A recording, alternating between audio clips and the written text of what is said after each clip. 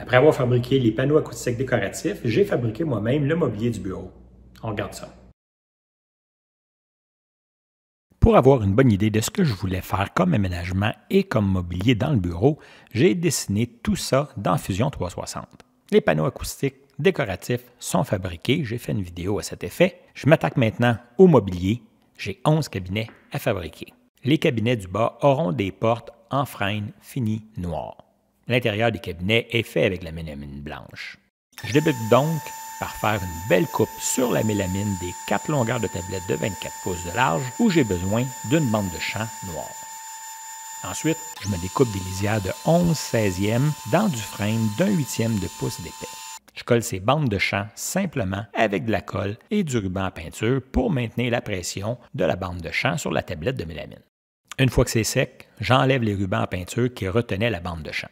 Mais j'ajoute un autre ruban sur les deux côtés de la mélamine, mais cette fois parallèle à la bande de champ sans toucher la bande de champ. Ce ruban me permet de protéger le fini de la mélamine tout en me permettant d'utiliser la sableuse pour réduire l'excédent de la bande de champ à l'épaisseur de la mélamine. Pour nettoyer les résidus du ruban de peinture, j'utilise un peu d'acétone.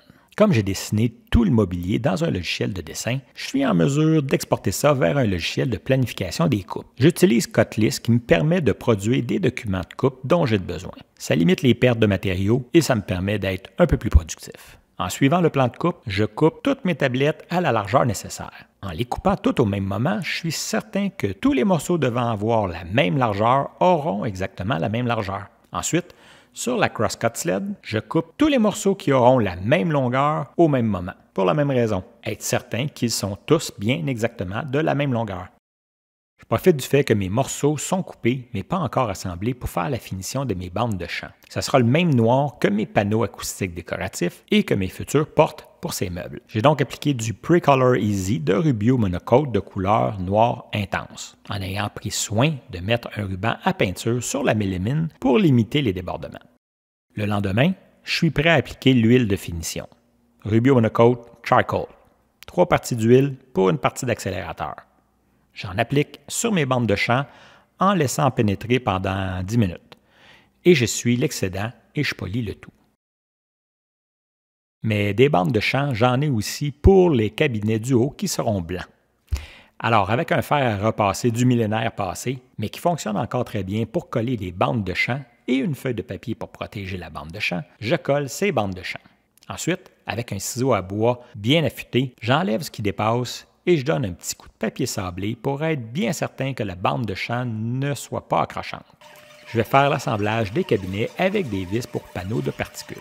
Mais j'aime bien percer à l'avance sur la perceuse à colonne les trous de mes vis. Ainsi, je suis certain qu'elles sont toutes bien perpendiculaires et au centre du panneau, c'est-à-dire à 5/16e de pouce du bord. Certains de mes cabinets auront des tablettes à l'intérieur. Alors, avant de débuter l'assemblage, il est beaucoup plus facile de percer les trous de support de ces tablettes. J'utilise un gabarit de perçage de Veritas pour faire ça. Je suis prêt à assembler mes cabinets. Je procède pas mal toujours de la même façon. J'assemble le bas du cabinet avec le fond du cabinet. J'ajoute à cet assemblage le dessus du cabinet. Ensuite, j'ajoute un des côtés et finalement l'autre. Avant de visser mes vis, je préfère pré-percer les trous. Ça évite que la mélamine se déforme ou même qu'elle craque. Et le plus important, c'est de s'assurer que les bandes de champ arrivent parfaitement égales.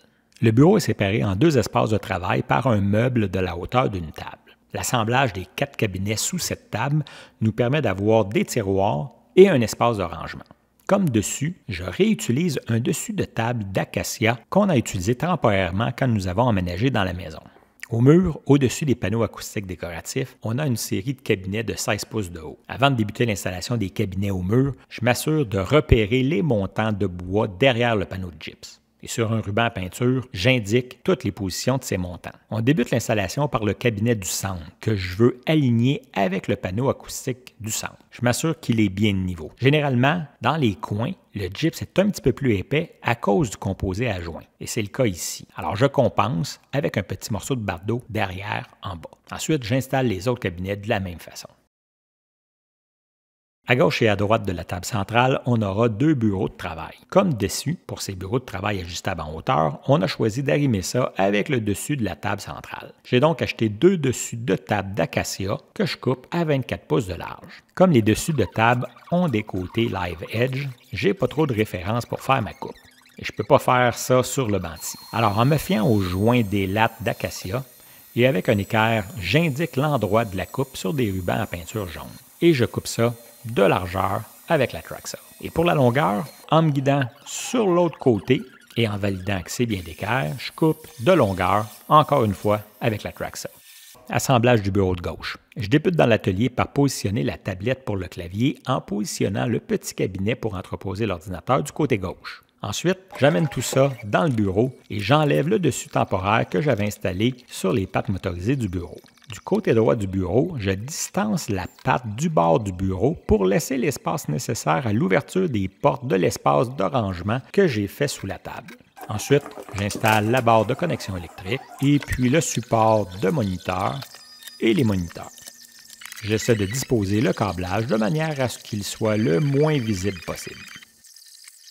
Pour le bureau de droite, c'est pas mal la même chose, mais je laisse l'espace nécessaire pour l'installation de la patte du côté droit qui cachera le côté du bureau. Il me reste à vous montrer comment j'ai fabriqué les tiroirs, les devants de tiroirs et les portes. Abonnez-vous à la chaîne et activez les notifications pour être avisé.